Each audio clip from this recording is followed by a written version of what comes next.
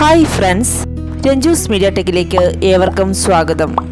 പഴമക്കാരെ സംബന്ധിച്ചിടത്തോളം ചായ എന്ന് കേൾക്കുമ്പോൾ അവരുടെ മുഖത്ത് ഒരു പുഞ്ചിരി വിടരും. ചായ ഉണ്ടാക്കുന്നത് എന്തുകൊണ്ടാണെന്നറിയാമല്ലോ, തേയില കൊണ്ടാണ്. നമുക്ക് തേയിലയെക്കുറിച്ചുള്ള കൂടുതൽ വിശേഷങ്ങൾ വാഗമണ്ണിലുള്ള അപ്പച്ചൻ അങ്കിളിൽ നിന്ന് കേൾക്കാം. ഇതുപോലെ 3 അല്ല 4 അരി ആയി കഴിയുമ്പോഴാണ് ഇതെടുത്ത് നമ്മുടെ ഫാക്ടറിയിലേക്ക് ഇത് കൊടുക്കുക.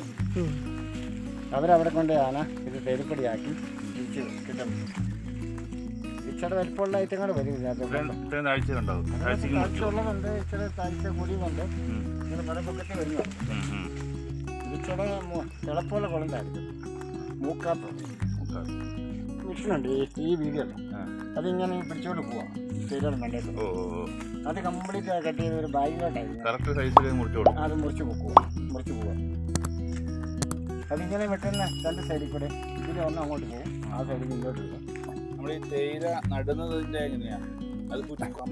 അത് കുന്നൂര് അതിൻ്റെ തൈ ഉൽപ്പാദനമാണ്.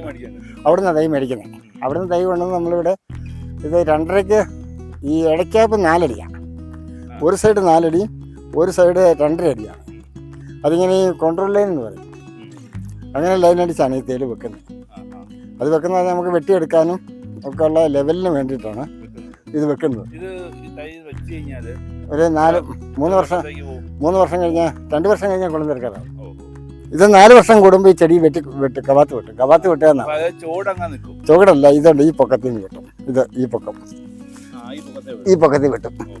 അത് വെട്ടിക്കഴിഞ്ഞാൽ ഒരു 3 മാസത്തേക്ക് ആയി കഴിയുമ്പോൾ വീണ്ടും പിന്നെ കൊളുന്താവുകയാണ്. ഇത് വീണ്ടും ചെറുപ്പമാവുക. ഒരിക്കലും ഇത് പ്രായമാകുന്നില്ല. ഇല്ല, ഇത് കളയേണ്ടി വരുന്നില്ല. ഇതൊരു 100-150 വർഷമൊക്കെ നിൽക്കുന്നു. അത് 4 വർഷം കൂടുമ്പോൾ ഇത് വീണ്ടും ചെറുതാക്കും, റെഡിയാക്കി വിടുക. 4 വർഷം കൂടുമ്പോൾ അന്നേരം വീണ്ടും അത് ചെറുതാവും. കവാത്ത് എന്നാണ് പറയുന്നത്. കവാത്ത് ചെയ്യുക.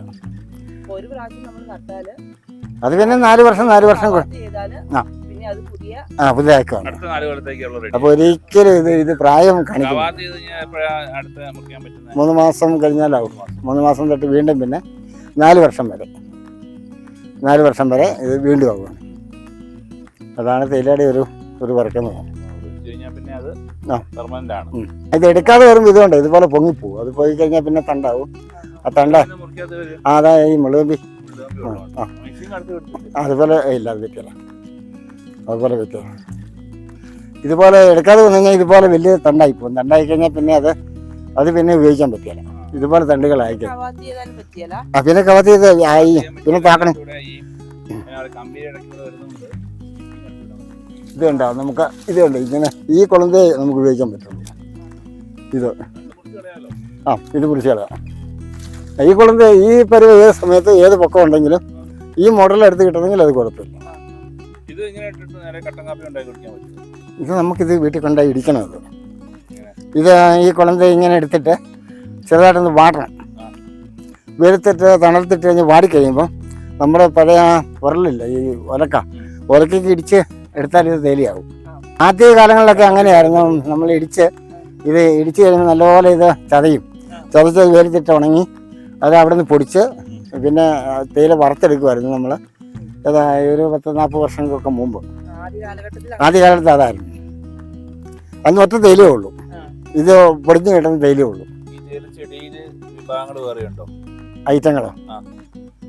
ഐറ്റം നാടകത്തിലാണ്. ഈ ചെടിയെല്ലാം ബഡ് ചെയ്യാണ്. അതിനുമുണ്ട്. അതിനുമുണ്ട്. നാടൻ ആഴ്ചയുടെ ആയുസ് കൂടുതൽ. ഉൽപാദനം കൂടുതൽ ഇതിനാണ്, ബഡിനാണ്. പെട്ടെന്നുണ്ടാവും. അതിന് കുളന്ത് കൂടുതൽ കിട്ടും.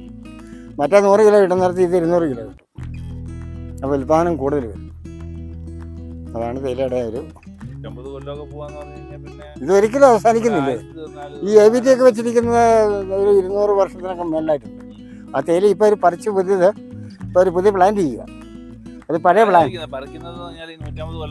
പറിച്ചെന്ന് പറഞ്ഞാൽ വേറെ ഇതുപോലെ ഈ ലൈൻ അടിച്ച് ഇതുപോലെ ലൈൻ അടിച്ച് വെക്കാൻ വേണ്ടിയിട്ട് ഇതുണ്ട്, ഇത് ലൈനാണ് ഇത് വെക്കുന്നത്. അതിന് വേണ്ടി മറ്റേന്ന് പറയുമ്പോൾ അങ്ങനെയല്ല, നമ്മൾ ഈ റബ്ബർ വെക്കുന്ന പോലെ ഇത്ര അടിച്ചുള്ള അകലത്തിലായിരുന്നു ഇത് മാറ്റി വെച്ചോണ്ടിരുന്നത്. ഇതിൻ്റെ വിളവെടുപ്പ് നമുക്ക് 45 ദിവസം വരെ, മരുന്നടിച്ച് കഴിഞ്ഞാൽ 45-ാമത്തെ ദിവസം നമുക്ക് ഇതുപോലെ തളിരാകും, ഇതുപോലെ കൊളുന്താവും. മരുന്നടിച്ച് കൊടുക്കും. അതിന് തേലിക്കടിക്കുന്ന മരുന്നുകളുണ്ട്, അത് അടിച്ചു കഴിഞ്ഞാൽ പുഴുതല്ല, പെട്ടെന്ന് കുളുന്നുണ്ടാകാൻ. ഇതിന് മരുന്നടിയുണ്ട്. മരുന്ന് രണ്ടടിക്കുന്നവരുണ്ട്, 3 അടിക്കുന്നവരുണ്ട്, 3 ട്രിപ്പ് വരെ അടിക്കുന്നവരുണ്ട്. അതിപ്പോൾ നമ്മുടെ സൗകര്യം പോലെ ചെയ്യാം. കുളന്ത് കൂടുതൽ കിട്ടും, കൊളുന്ത് കിട്ടും. അത് നമ്മളിവിടെ നിറച്ച് ഇതിൻ്റെ കച്ചവടക്കാർ വരും. കച്ചവടക്കാർ വന്ന് അവർ നമ്മുടെ വീട്ടിൽ നിന്ന് സാധനം വന്ന് തൂക്കി, ഇതിനുള്ള കൊല്ലിയുണ്ട്, ഈ പ്ലാസ്റ്റിക്കിൻ്റെ കൊല്ലിയുണ്ട്, കൊല്ലിക്കകത്താക്കിയിട്ട് അവർ തൂക്കി അത് വണ്ടികൾ സഞ്ചി 40 കിലോ 20 കിലോ 25 കിലോ ആക്കിയിട്ട് അവർ ഈ സാധനം വണ്ടിയെ കയറ്റി അവർ കൊണ്ടുപോകും. പിന്നെ നമുക്ക് വേറെ ബന്ധങ്ങളില്ല, അവർ സാധനം കൊണ്ട് ഫാക്ടറി കൊടുത്തോളും. പിന്നെ നമുക്ക് ഈ സാധനം എടുത്ത് റോട്ടിൽ കൊടുത്താൽ മതി. ഇല്ല, 8 ദിവസം കഴിഞ്ഞാൽ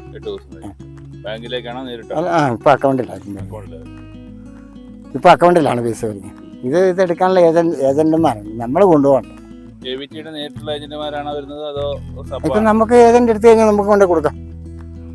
AVTയുടെ ഏജൻസി എടുത്തു കഴിഞ്ഞാൽ നമുക്ക് കൊണ്ടു കൊടുക്കാം. കർഷകർക്ക് കൊണ്ടു കൊടുക്കാവുന്നതാണിത്. കർഷകന് തന്നെ വണ്ടി വേണം. അത് വണ്ടിയാണ്, നമ്മൾ വണ്ടി വിളിച്ച് വേറൊരാളെ വണ്ടി വിളിച്ച് കൊണ്ടുപോകുമ്പോൾ നമുക്ക് ചിലവ് കൂടും. ഇവരാകുമ്പോൾ ഇവർക്കൊരു നിശ്ചിത ചിലവിട്ടാണ് ഇവരെടുത്തോണ്ട് പോകുന്നത്. അപ്പം നമ്മൾ 5 രൂപ ചിലവ് വരുന്നുണ്ട്, 10 രൂപയ്ക്ക് 10 അല്ല, വണ്ടി വിളിച്ച് പോകുമ്പോൾ ചാർജ് കൂടും. അപ്പോൾ സ്വന്തം വണ്ടി ഉണ്ടെങ്കിൽ ഇത് കൊണ്ടു കൊടുത്താൽ വില കിട്ടും.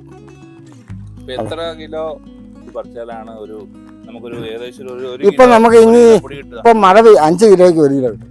5 കിലോ ഈ ഇല അരച്ച് വറുത്ത് വരുമ്പോൾ 1 കിലോ പൊടി, 1 കിലോ പൊടി.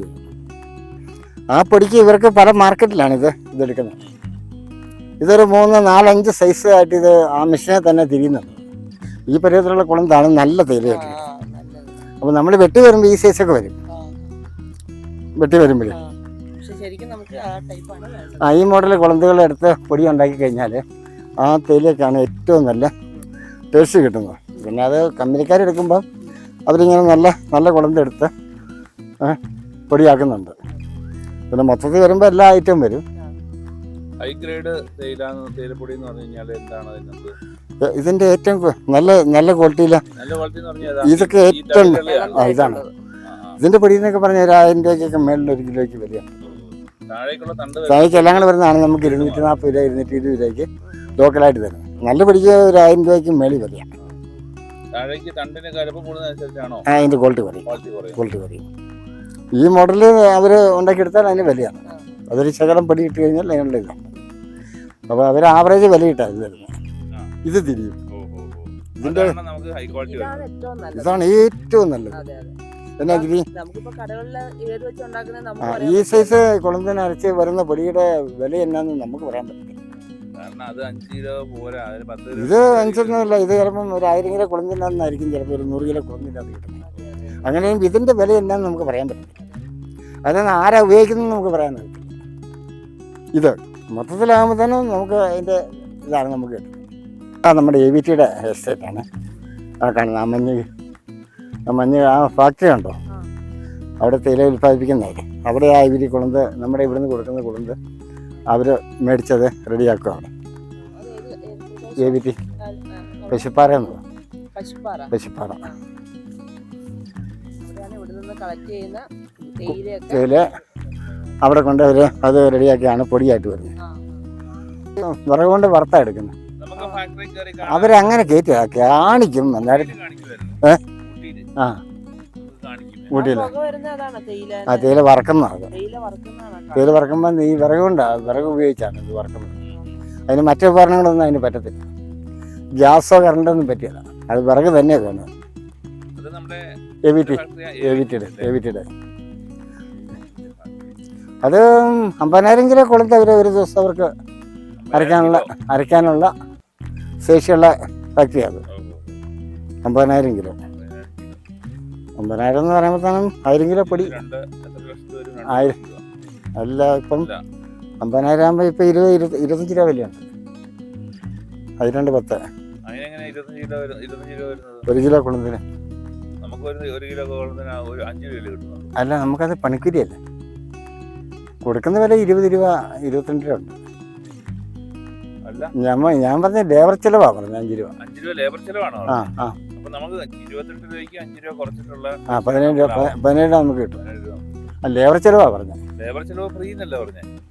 അല്ല, അത് 5 രൂപ 5 രൂപ ആവും. 5 രൂപ 5 രൂപ ആവും.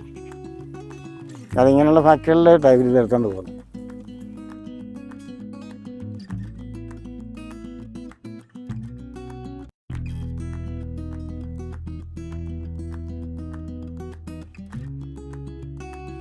ഇവര് കണ്ണൂരാ, അവരിവിടെ ഒക്കെ കാണാൻ വന്നു. അവർക്ക് നമ്മുടെ ഇവിടുത്തെ തണുപ്പ് അടിച്ചോണ്ട് പോകാൻ വന്നവരാ. ഞാൻ പറഞ്ഞ വിദേശികള് നമ്മുടെ തണുപ്പ് കൊണ്ടുപോകാൻ വരുന്നവരാന്നാ പറഞ്ഞത്.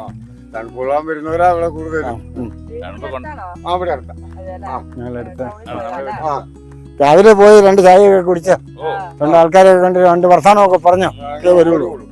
പിന്നെ ഒരു 4 മണി കഴിയുമ്പോ എവിടെന്ന് പറയത്തില്ലേ, ഒരു ചെറിയ കട. ഇവിടെ നമുക്ക് ഈ പള്ളി രാവിലെയും ഒരു സമയമുണ്ട്, വൈകിട്ട് ഒരു സമയമുണ്ട്. ആ 2 സമയത്ത് അവിടെ ചെല്ലും. ഞാൻ പിന്നെ കിട്ടുന്ന സമയം പോകും. അതുകൊണ്ട്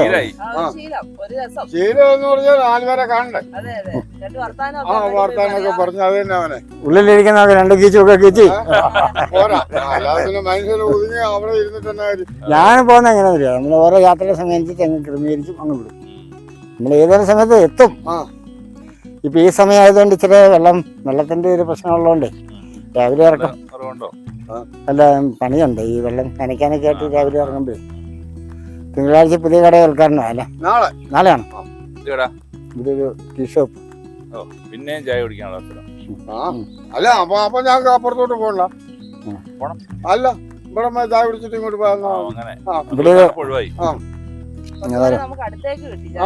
അല്ല, നമുക്ക് നടക്കണമല്ലോ. നടക്കണം കുറച്ചുകൂടെ. ഈ പിള്ളേ മാത്രം വണ്ടിയാണ് നടക്കാറ്. പിള്ളേർക്കെല്ലാം വണ്ടിയുണ്ട്. അതുകൊണ്ട് പിള്ളേക്ക് ചെരുപ്പ് തീർന്നു, ഞമ്മക്ക് ടയർ തീർന്നു. 2 കിലോ രാവിലെ ഏറ്റവും ഓരോരുത്തരും നടക്കണം. നമുക്ക് ഇങ്ങനെ പോകണം. ചായ കുടിച്ച് തന്നെ പഞ്ചാരയോ പഞ്ചാര ബ്രേക്ക്ഫാസ്റ്റ്. എന്നേലും ഇവിടുന്ന് സാധനം ഇല്ലാത്ത സാധനം ഇങ്ങോട്ട് ഇറങ്ങിയാൽ മതിയല്ലോ. വീട്ടിലെല്ലാവരും ഉണ്ട്, പിള്ളേരെല്ലാം ഉണ്ട്.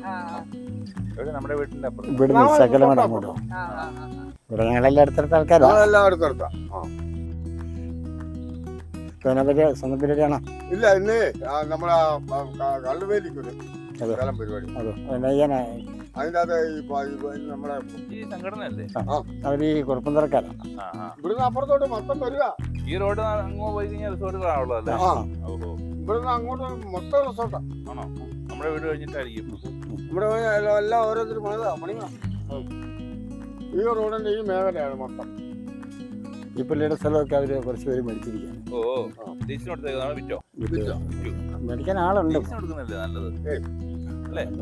കൊല്ലത്തേക്ക് നമുക്ക് വാടക കിട്ടും.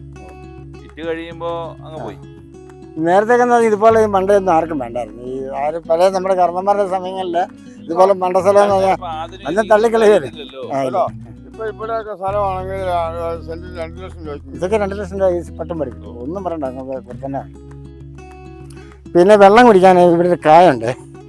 അതിന്റെ കായിട്ട് അല്ലല്ല, അവിടെ അതല്ല, അത് ചുമ്മാ കഴിക്കുന്നത്. ഇതൊക്കെ ചുമ്മാ ഇതെല്ലാം ഉണ്ടാകുന്നതാണ്. എന്ത് ഗുണമൊന്നും ചുമ്മാ അതിന്റെ കായ ഉണ്ടാകുന്നു. ആദ്യം നമ്മൾ ഇതിട്ട് കാ പറിച്ച് അത് ഈ നാടൻ ചെടി ഉണ്ടാക്കുന്ന ഇതിന്റെ വിത്തിട്ട് തൈ ഉണ്ടാക്കി വെക്കുന്ന തൈലാണ് നാടൻ ചെടി എന്ന് പറയുന്നത്. അതെ, ഇത് വിത്ത്. മറ്റേ ബട്ടി, ഇത് ബട്ടി ചെടിയാ. ഇതൊക്കെ വളർന്ന ഈ സൈസ് സാധനം അതൊരു ബട്ടി ചെയ്തെടുത്താണ് നമുക്ക് ഈ തൈല ഉണ്ടാക്കിയിരിക്കുന്നത്. ഇതുപോലത്തെ തണ്ട് ബട്ടി ചെയ്ത് കവറിനകത്ത് കുത്തി ആ തൈക്കൂട്ട് ഉണ്ടാക്കിയിരിക്കുന്നതാണ് ഇത്. ഇത് വിത്തെടുത്ത് കഴിഞ്ഞാൽ നാടനാണ്. അതിന് പോവാം. ഇത് കായിട്ട് കഴിയുമ്പം ഇതിന് വേരിന് മാറ്റം വരും. വേര് ത്രൂ പോയി. ഇതിന് പക്ക് വേരാ കൂടുതൽ. സൈഡിലോട്ട് വേരുകൾ പോകും. ഇതിട്ട് കഴിഞ്ഞാൽ നേരെയുള്ള അടിയിലിട്ട് നേരെ പോകും. ഇത് നമ്മൾ ഈ കുന്നൂരി ചെന്ന് തൈ എടുത്തുകൊണ്ട് വന്ന് ബട്ടി ചെയ്തിരിക്കുന്നത്. ബട്ട് നമുക്ക് ഉണ്ടാക്കാം. ഞങ്ങൾ ആദ്യമൊക്കെ ഇത് ബട്ട് ഇട്ട് നോക്കിയിട്ടുണ്ട്. എങ്ങനെ തേയില തോട്ടങ്ങളിലെ ഇത് നമുക്ക് ചെറിയ ഇത് 1300 കിലോ വരെ കിട്ടും ഒരു വെട്ട. ആ അല്ല മൊത്തം 3.5 ഏക്കർ. ഇത് 2 ഏക്കറായിരുന്നു. 3.5 ഏക്കറിൽ നമുക്ക് 1500 കിലോ കിട്ടും. ഇവിടെ കിട്ടും. അപ്പുറത്തോ? അവിടെയും 1000 കിലോ കിട്ടും. അവിടെ 1.5 ഏക്കർ, ഇത് 3 ഏക്കർ. ഇത് 2 ഏക്കർ. 2 ഏക്കർ. 2 ഏക്കറിനകത്ത് 1500 കിലോ കിട്ടും. അവിടെ 1000 കിലോയുടെ തേയിലയുണ്ട്, അതിനകത്തും ഉണ്ട്. അത് നാടനാണോ പെട്ടാണോ? അത് രണ്ടും ഉണ്ട്. ആ ഇത് നമ്മൾ പറിച്ച് ഇവരുടെ പ്ലാന്റ് ഈ ടീ ബോർഡ് നമുക്കിതിനെ സബ്സിഡി തരുമായിരുന്നു അന്നൊക്കെ. ഒരു ഹെക്ടറിന് 4 ലക്ഷം, ഒരു ഏക്കറിന് 4 ലക്ഷം രൂപ തരുമായിരുന്നു. അപ്പോൾ അങ്ങനെ സബ്സിഡിയോട് കൂടി നമ്മളിത് അവരുടെ പൈസയിൽ ഇത് വെച്ചതായിരുന്നു. ഇപ്പോൾ ഇല്ല. ആ താഴെ മാത്രമേ ഈ ഒന്ന് ലെവലാക്കാൻ വേണ്ടി ചെയ്യുന്നതാണ്. അത് കൊണ്ടുവന്ന് വെട്ടിയെടുക്കുന്നതാണ്. ഇപ്പം നമ്മുടെ മെഷീൻ ചെയ്യുന്ന പറഞ്ഞത് ചേച്ചി തന്നെ കൈകൾ കൊണ്ട് തന്നെ ചെയ്യുന്നു, എന്നിട്ട് ചാക്ക് അതുകൊണ്ട് വിൽക്കുന്നു. അതായത് അന്നുള്ള വരുമാനം ഉണ്ടാക്കുന്നു. അവർ കുരിക്കായിട്ട് പണിയുന്നു. തേയിലയെക്കുറിച്ച് ഏതാനും കാര്യങ്ങൾ നിങ്ങൾക്ക് മനസ്സിലായി എന്ന് പ്രതീക്ഷിക്കുന്നു. നിങ്ങൾക്ക് ഈ വീഡിയോ ഇഷ്ടമായെങ്കിൽ ലൈക്ക് ചെയ്യുക, ഷെയർ ചെയ്യുക. നിങ്ങളുടെ വിലയേറിയ അഭിപ്രായങ്ങൾ കമൻറ്റ് ബോക്സിൽ രേഖപ്പെടുത്തുക. നിങ്ങൾ ആദ്യമായിട്ടാണ് ഈ ചാനൽ കാണുന്നതെങ്കിൽ സബ്സ്ക്രൈബ് ചെയ്യുക. Thank you.